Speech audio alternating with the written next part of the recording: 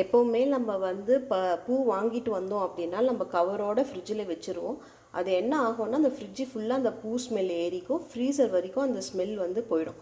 So நம்ம வந்து ஏதாச்சும் ஃபுட்டு வச்சுருந்தா கூட அதில் ஏறுறதுக்கு கூட சான்சஸ் இருக்குது. ஸோ அதை எப்படி அவாய்ட் பண்ணலாம் அப்படின்னா, நான் இது மாதிரி ஏர்டைட் கண்டெய்னர் எடுத்திருக்கேன்.